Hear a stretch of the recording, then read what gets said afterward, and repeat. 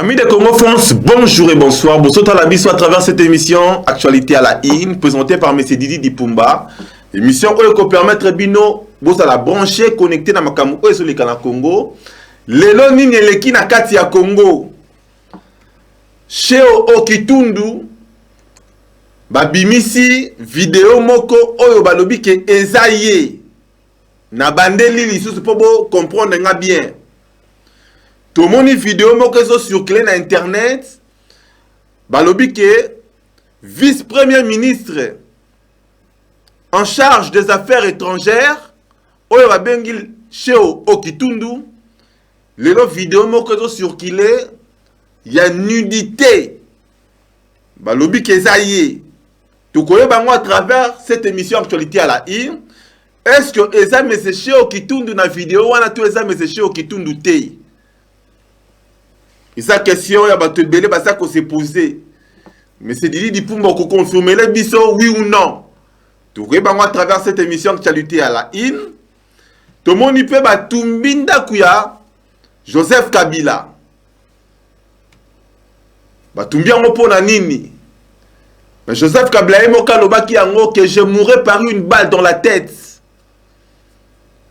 Balobaka, na français, la vie ou la mort est au pouvoir de la langue. Tu veux dire que tozo comme le 31 décembre, le peuple congolais, malgré que baso fêter Noël, malgré que baso fêter anniversaire, mariage, mais coup d'œil na bango, œil na bango, et ça na kati ya mboka na bango, la République démocratique du Congo. Ou bien Arabiso belé beaucoup mais Arabiso. En tout cas, merci beaucoup très chers amis téléspectateurs. Na senga Arabino ka bo s'abonner et belé. Na kati ya site na biso www.congofrance.com à gauche. Bon mon na barre moi rouge ba komi abonnez-vous ici. Ou bien c'est là mon cours c'est beaucoup na YouTube au petit Congo France en un mot en minuscule. Bon mon na ba komi s'abonner. Vous s'abonner massivement pour à chaque fois ce qui tout ça en direct et comme la Rabino plus vite que possible. Et ça passe peu mawa comme on a ba vidéo oh ils ont circulé. Il y a nudité oyo balobi et ça y a ba dirigeants congolais. Déjà il faut regarder que les dirigeants congolais oyo bozo mona wana misusu o basa wana baza batu oyo bazo yokisa ba peuple congolais soni nabi misusu o baza wana. Celui qui se sent choqué connaît l'affaire. Le peuple congolais batinda ki bino pour d'abord défendre couleur ya drapeau ya République démocratique du Congo. Mais ces gens-là ba komiko publier ko tinda ko envoyer même ba nudité na bango. Tu balobaka que le corps est faible. Le corps est faible, bien sûr. Mais tant qu'on s'engager pour une bonne cause, pour défendre, peuple wana bien qu'on kolobela, peuple wana bien qu'on se présenter, ou bien qu'on représenter un pays, il faut qu'on yeba, qu'on évite à ramakambu, oh et tali pe ba vidéo, ba sextape. Lelo vidéo oyo ebimi wana balobi et ça ya mese Cheo Okitundu oyo ça wana na kati ya vidéo. Nous étant congofrance.com tout ça ko assumer makambo tozoloba. Étant congofrance.com to koki jamais ko confirmer ce que ça mese Cheo Okitundu to ezayete. To confirmer yango te que ça mese Cheo Okitundu. Alors pourquoi te confirmer en côté? Parce que tout ça va expert na image té. Ça veut dire que batu oyo, bah ça va expert. Batine la biso mukana, ba confirmer yango, ba la biso place batanga et puis to koye ba ke ce qui image wana est vrai ou pas. Mingi ba le mais c'est dit Dipumba comment yo ko confirmer té? Mais ce qui n'a confirmé est que ça y était normalement lokuta liboso na bino. Image wana circulé. Et tant que moi na mboka na koki kaka ko condamner ce qui est zaïe na ko condamner yango. na koloba ke o eza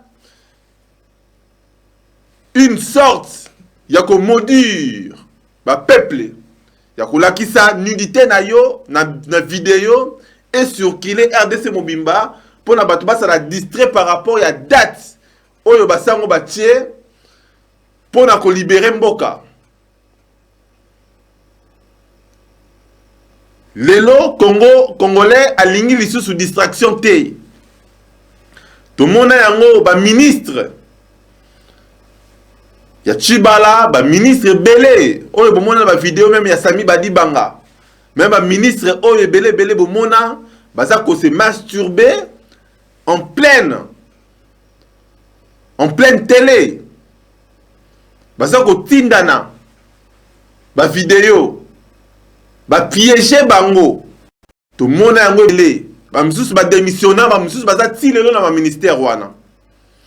Alors lelo chez Okitundu oyo balobike batu misusu balobike zaye basengi a démissionné na ki vice premier ministre naé en charge des affaires étrangères parce que ce que ça y est c'est la honte de la République démocratique du Congo parce que cet homme a kendaka ko représenter mboka na ba pays na ba pays belé akendaka kolobela mboka akendaka ba mission de service étant vice-premier ministre. Ce que ça y est, c'est la honte de la République démocratique du Congo, c'est la honte de M. Kabila. Alors ce que ça y était, il faut ba spécialiste de batala. Toyebi pe ba montage ezalaka. Toyebi pe makamundenge ba montaka. Alors, ce que ça y était, il ne faut pas qu'on y a, si la vidéo, ils ont distrait le peuple congolais. Dans le Belaka, car à côté à peuple, ni mouti à IDPS, ni mouti à la majorité pour essentiel, ni opposant, ni politicien. Je suis peuple congolais. Ceux qui parlent pour peuple congolais, n'a pas n'a pas dénoncer yango. Peuple congolais, bah n'a besoin de la distraiter. Na ba vidéo moko ya batu oyo bazotia pour na ko distraire bango ou bien ko maudire bango. Malédiction et que ko ya pe na nzela wana. Botala non peuple congolais oyo basa censé à côté les mains. Le peuple congolais basa distrait. Alors par rapport à la vidéo oyo ya monsieur Okitundu et distraire le peuple congolais té. Ba raison est belé. Nde baso senga monsieur Okitundu a démissionné ce que ça y est. Déjà il faut y que ba mandat et c'est si là. Ba mandat à batouane et c'est si là. Le 31 décembre, ba mandat na bango tout selon accord ya Saint-Sylvestre et so si là. Tokota la bango soki ba rolingaka rotika na pouvoir. Alors, peuple congolais, vous êtes censé à côté les mains. Vous êtes censé à Koloba. Non, trop c'est trop. Ces ministres au Batindi Bango, pour ne pas défendre Mboka, pour ne pas protéger Bisso, pour ne pas protéger les Congolais, et c'est bien, Bazawana, ils sont là pour faire des sex tapes.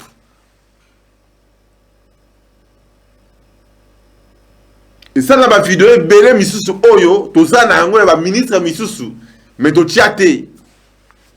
To lobelaka bango boy, papa tika biloko zo sala. Okendaki na ministère, bacheyo ministre, ya ministère non quelconque, il faut que ça la pona peuple congolais. Alors, ce bon moment on a boyé, il faut pas vous laisser distraire. Na ba vidéo ya nidité pour elle li sa peuple congolais pongi. Eza réflexion na ngai. To continue na photo oyo boso mona ya Joseph Kabila. Vidéo ya Joseph Kabila oyo ndaku na ye eziki. Alors bato belé ba bengi biso balobi batini biso même ba vidéo et belé par rapport à ndenge ndaku wana ezozika. Selon ba source oyo tozui balobi ke na butu, il y a le 24 au 25 décembre, des individus ont bouté le feu à la maison de Joseph Kabila, installée à Lubero dans le Nord Kivu. Les individus batie moto nandaku ya Joseph Kabila na Lubero na Nord Kivu. Il faut koyeba ke ndaku ya Joseph Kabila kuna na Lubero eza sécurisé. Basoda baza partout. Alors tant moto ane bandi eza na soda moko kaka mutakufi. Ba mususu balobi eza soda rwandais, mususu balobi eza ba soda ya mai mai. Totangela bino. Babu, le fait qui a été bouté sur le coup de 1h du matin a duré une bonne partie de la nuit. Il a détruit pratiquement toute la maison selon les diverses sources. Le feu aurait été allumé par des miliciens qui n'auraient pas supporté que la maison soit occupée par des invités qui étaient des militaires d'origine rwandaise. Alors, les miliciens qui ont tumbanda kwana, oyo batiaki feu na kati ya ndako wana basiporta kite ke na ndako ya un président congolais oyo ami bengi congolais fils du pays. Comment un groupe ya militaire baya bavanda na kati ya ndako wana, un groupe ya militaire congolais te mais de militaires origine rwandaise. Tout le monde a qui yango qui ba marche oyo eza réprimé, ba marche oyo eza empêché par le pouvoir de Joseph Kabila. Oyo batu oya M23 oyo bazaki recruté pour na ba empêcher ba marche wana, bazalaki ba rwandais, bazalaki batu M23 oyo ba recrutaki bango. Tout le monde a qui ba vidéo comment est-ce que ba secret bimaki. Alors Joseph Kabila lobaki que je mourrai d'une balle dans la tête. Balobara en français, la vie ou la mort est au pouvoir de la langue. La vie ou la mort, pardon, sont au pouvoir de la langue. Merci beaucoup. Alors, makamundenge komo kende boye. Bakomi kotumba déjà bandaku. Ya Kabila. Et bon, le 31 décembre, c'est la nini. Bakino balobi, tout ça dans le système, ya toyebi bandaku. Ça veut dire ceux qui mandano sili oboyo longwa, bakino balobi, congolais balobi, yebi bandaku. Tout le monde déjà ndaku ya Joseph Kabila nenge ziki. Kalamingi te bomo na ba opération msezo salema. Oyo ndaku ya mokonzi oyo balobi ke ya mokonzi ya Joseph Kabila na kati ya ndaku wana basoda militaire rwandais nde basalaka wana. Ça dit beaucoup et ça haute trahison. Basoda wana baye kosala nini? Pourquoi pas basoda congolais? Ça veut dire que makamu moko eza na CC wana. Oyo senga ba révélation. Oyo ya kolobela bino prochainement. Par rapport à ndenge ndaku oyo eziki et pourquoi eziki. Baloba en français, toute vérité n'est pas bonne à dire. Mais malembe to fungola bino ba réalité wana. Merci beaucoup chers amis téléspectateurs de Congo France. To lobeli bino par rapport ya Cheo Kitundu vidéo nu oyo balobi kezaye. Bozo mona mutu ya na kata vidéo wana oyo balobi keza monsieur Cheo Kitundu aso la sa nidité na ye en pleine vidéo. To lobeli yango to confirmer te kezaye. To lobi so kezaye, il faut ko condamner yango. Mais so kezaye te, il faut ba expert bata la vidéo wana baye bisabiso bata média ba confirmer que eza mutu tel ce que ça mutu oyo asa na service ya Kabila ou bien na service ya l'état congolais il faut to lobela yango, il faut to dénoncer yango. Et puis to lobeli par rapport à ndenge ndaku ya Joseph Kabila qui kuna na Nord Kivu. Merci beaucoup, chers amis téléspectateurs, pour la brancher connecté. nakatacongofrance.com. Au revoir. 3 ans après, Mboko est déconnecté au Kachango. On ne peut pas encourager ça. Soki Kabila a réussi pour le 19 Bandekobo Landanga bien. Tokonyata Manamboko comme jamais. Aujourd'hui, le vrai sujet, c'est le sujet du développement de l'Afrique, mais d'un développement en termes d'infrastructure énergétique.